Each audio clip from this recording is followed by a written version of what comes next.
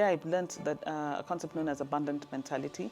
You don't think that this one idea or this one solution is only yours. You have to hone the skills, and I think it's just over experience that you begin to hone those skills and realizing that it's not only one idea you'll ever have in your entire life. Yeah, and every time there is a need, because that muscle is working, you will always be looking for a solution.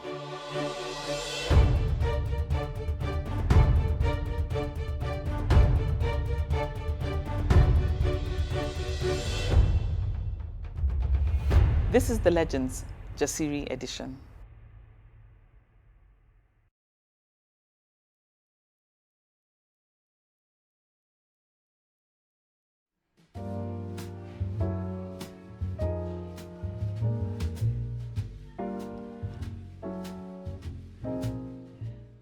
I grew up in a very close family, actually.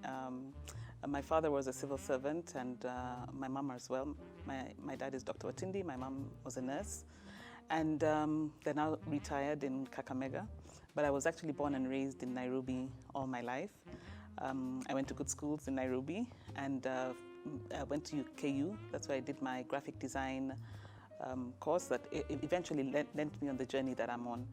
So when I graduated from university a long time ago, I then applied to work at NTV, which at that time was just getting its license. So we were those first employees of NTV, and thought that I would probably go into the production life. But as fate would have it, I kind of like found myself, at that time I had met my husband, so found myself now moving towards more of my graphic design and my training. I really have always been a creative and always been a problem solver. When I was very young, we used to get something known as the Sunday Times. This was long ago, that would come on Sunday, and I would recreate the entire cartoon strips. That's what I used to do for fun. So art and design has always been really a part of my life, and starting the business Willard Production, which was really to offer graphic design services, when at that time, 20 years ago, is not like now where there's so many freelancers. It was really something that was really unique that we were starting.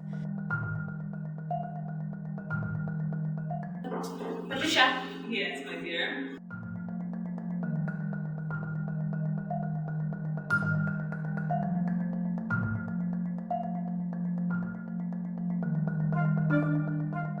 My name is Patriciah Okelo. I've not always been Patricia Okelo. Patricia Watindi was my name before. I'm the CEO of Willard Productions and Conferencing in a Box. Willard Productions is a branding company. I call it a below-the-line branding company that was started in the year 2000.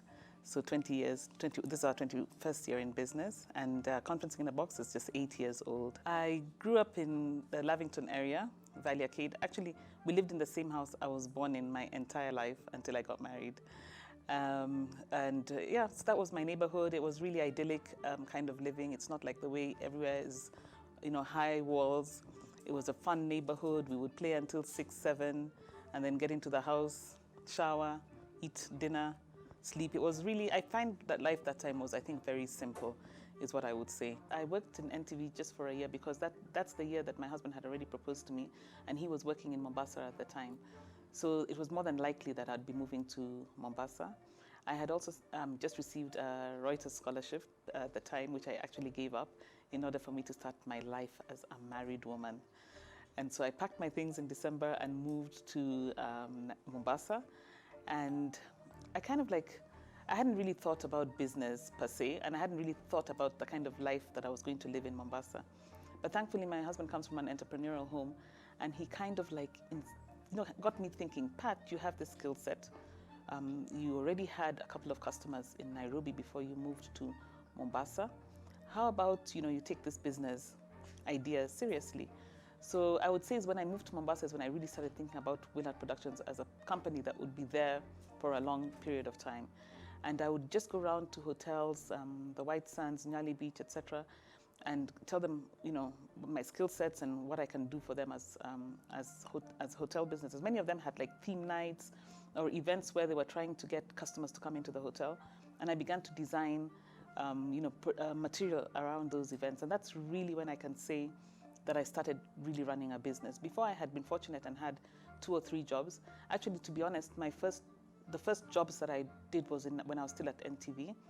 And I remember getting an LPO for a job that the deposit that they paid me bought me my first car, paid for my honeymoon. I paid for my own honeymoon. And they paid for my honeymoon. And when I came back to Nairobi, I remember my boss at the time telling me, Patricia, how long do you think it'll take before this station will pay you the kind of money that you have received as a deposit? And maybe that was the beginning of my whole thinking of, man, maybe this business thing can actually work. So by the time I moved to Nairobi, to Mombasa, I knew I had to now start, taking this business idea seriously. And now that's when I really started doing the hustle and the work of really walking and, driving with my little starlet to all these hotels and pitching and telling them the work that I can do. And fortunate enough, many of them bought into it. And I guess that's the birth of how Willard started.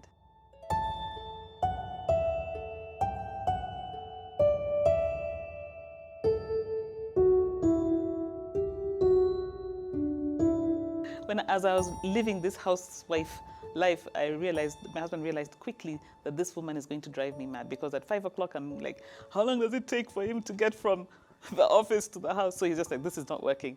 So he then started introducing me to, because he had lived in Mombasa for 3 years before I moved there. So of course he already had a network there, and started introducing me to people. Actually, one of the people he introduced me to is Mohammed Hirsi, who you probably know about. And he was at the time managing Nyali Beach Hotel. And they were looking at things that they can do. He understood that you need to package and brand events in order for you to sell it to the public. And so he took me there, I pitched my idea, and thankfully Nyali Beach took me on, and they were doing something that was called Noons Goes to the Beach, which was a beach party at the end of the year. I think it was once a year at the time that they were hosting, and it became this huge thing over the years. But yeah, I was the person who designed the first posters for that event. And I think once you do one event, and it kind of like the word begins to spread around that kind of network, then you get one job after the other. Meanwhile, I still had customers in Nairobi. So occasionally, because I didn't have children at the time, I would fly to Nairobi, service my customers here, and come back. But most of them knew that I had now moved to Mombasa.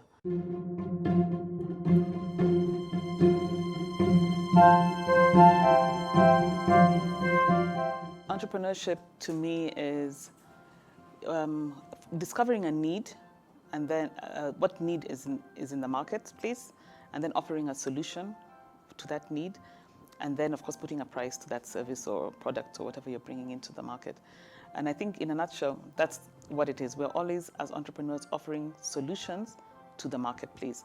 And so you have to really be adept and be able and agile in order to know, what the need is in order for you to offer a solution. Of course, in the case of us as creatives, we're really fortunate because I think our brains are always looking at things in a way in which can we make it easier? How can we make it more exciting? But I feel that entrepreneurship, everybody has a creative spirit in them. And I think once you start your entrepreneurial journey, somehow it's now birthed, and you're always alert to the possibility of opportunity and being able to offer those services, the solution to the market. Entrepreneurs need to focus more on the solution that you're bringing into the market. When you focus on the solution, I know it sounds like a dream, a fairy tale, the money follows. It is actually very true. The problem is many people go into a very crowded field, and there's a lot of monkey see, monkey do kind of thing. If one person is making money, selling X, Y, Z, why don't we also bring the same product into the market? And then you're all fighting at the same time. But I think if you're looking at a unique way on bringing a product or a service or a solution into the market that is innovative, then you will find that people are willing to fund you for those solutions. So I would focus mainly on improving the product offering you have into the market, and then you start to look for the money to finance that solution, because of course you need money to do it. But I would say it's the solution that comes first before the money. Willard has grown 100% through referrals. We hardly ever do any form of advertising. So it's really word of mouth. There's been different iterations to the business as the years have passed, over the 20 years. So initially, we were offering below the line services, basic graphic design services. So we would do publications, books, brochures, lots and lots of books and reports actually, and then posters for event posters. That was a big thing at that time because digital was not what it is now, and many things that were around events. Yeah, so we would produce like banners, etc. Of course, over the years, that kind of business has gone. People are printing less and less books. I don't even know the last time we even printed a brochure in our office, because really, as long as we design something and it's spread via WhatsApp, the work is done. So of course the business has changed. Stationery was also a big part of our business. It was a bread and butter business, but it brought us continuous, income, and you need that cash flow in a business. So although it's very tedious to do stationery, it was good for the business.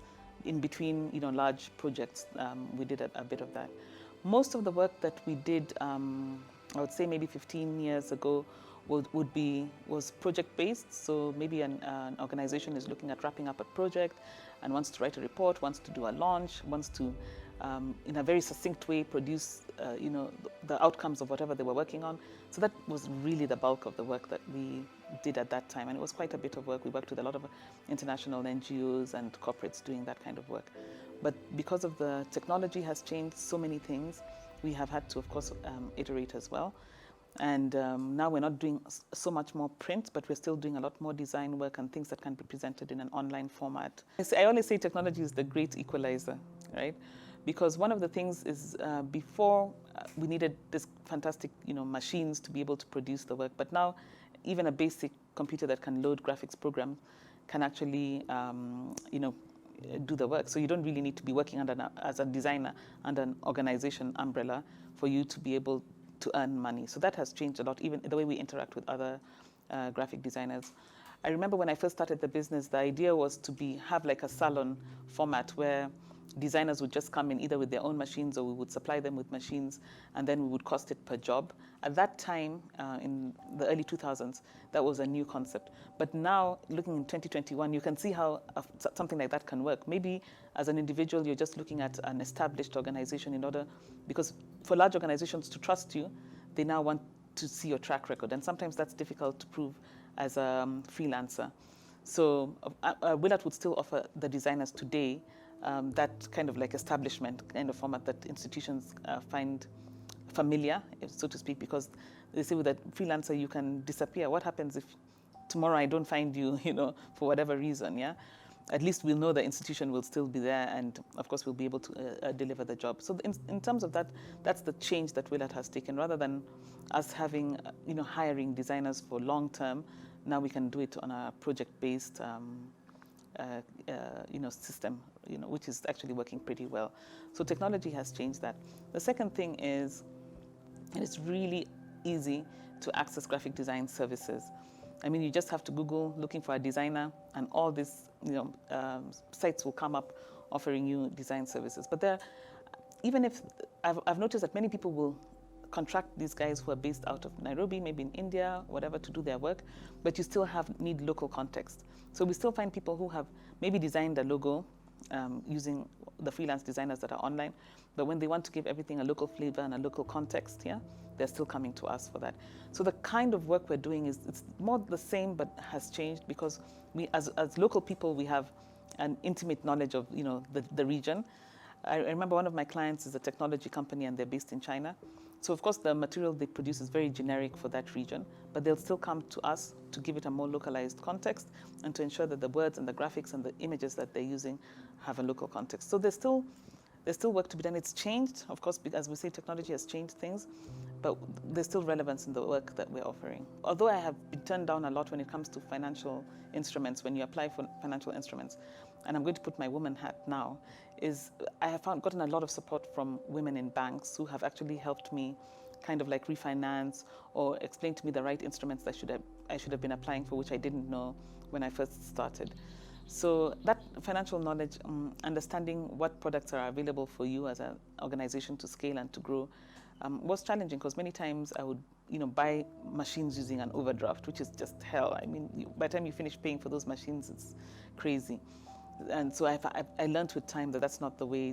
Not any loan is the loan for you. You really need to take the right kind of money when you're growing and scaling your business. So of course I made mistakes along that way. Also anticipation. Maybe I anticipated growth in a certain area. I bought machines that I thought would pick up. For example, I bought an embroidery machine, beautiful machine out of Germany. I fell in love with it. I loved the work that it was producing and it was doing. It was a refurbished machine. When it landed at the port, I was told, hey, this is dumping. There's a dumping tax that I need to pay, which was probably double the cost of the machine. But I was still in love with my idea and brought it into the country. And to be honest, we really got very little out of that machine because so many things in the industry were changing at that time that I ended up having to sell it. So you'll make mistakes like that, they say fail fast. Yeah, you need to fail fast because if you fall in love with the idea, it can be a very expensive process.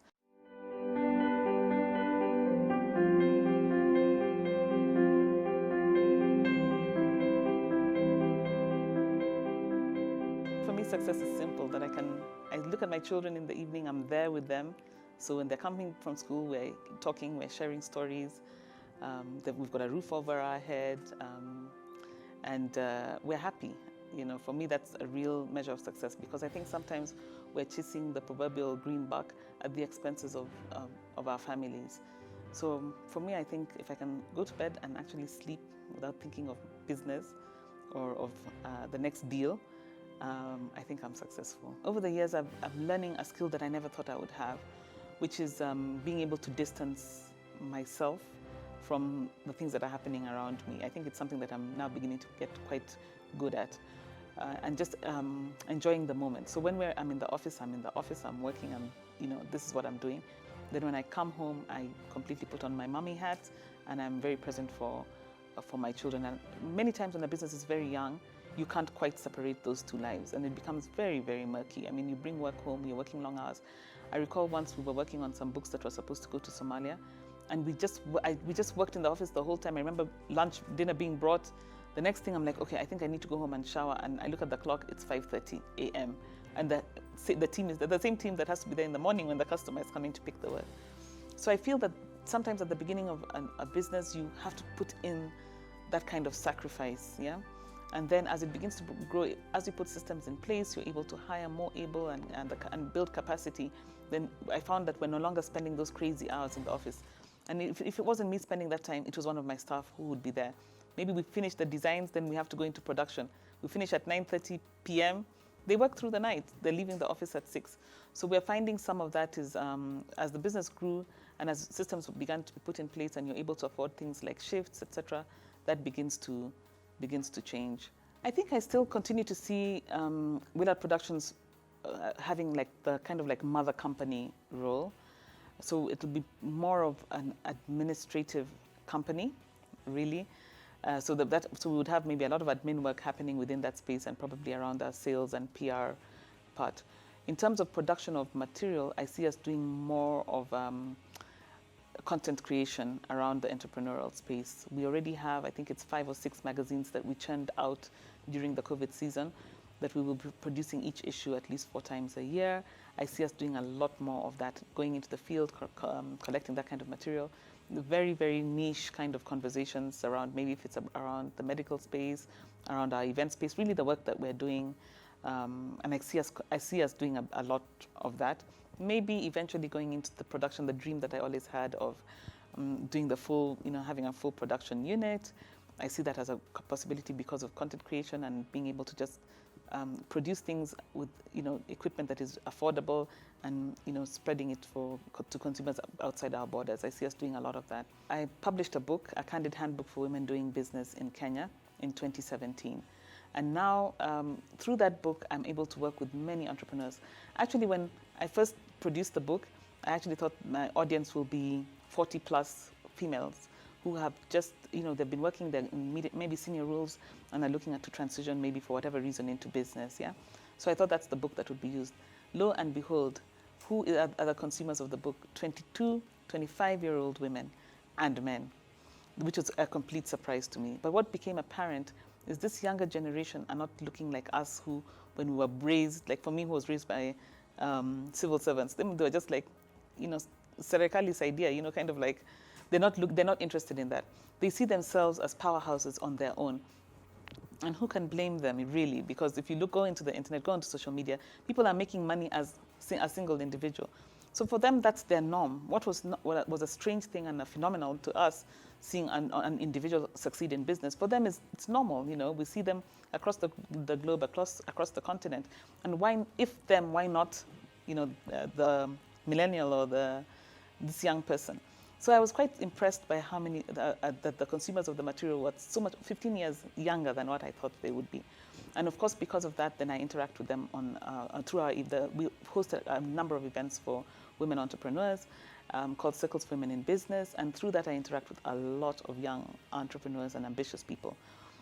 The big thing is many of them are working side hustles, which is great. That was not a normal thing for us. When we were working side hustles, it was like you were cheating on your employer. But for us, we're just like, I always tell my team, you better be working on a hustle, man, because Willett might not be able to pay you whatever, you want, what you expect to achieve, yeah? But maybe your hustle can supplement that salary. So yeah, I encourage young people, if they have a hustle, if they have a dream, bring it to market. The only thing I will tell you is don't do things halfway. Also, money is being mixed. The money you get in from your hustle is going into your lifestyle. So the discipline in separating those two things. If you really want to live off your hustle, you have to separate the expenses. It has to be, it's not for your lifestyle. It's for you to build your dreams and to build this empire that you believe that you can do. You need to dream big dreams, I think that we have the capacity to do a lot more to change the course of the world, yeah. But we need to have a deep self-belief in ourselves in order for us to do that. Otherwise, I just say, if you're a young person and you're watching this, you have a dream, go for it. Don't be afraid to fail, because in failure is where the deep learnings are. So yeah, go for it.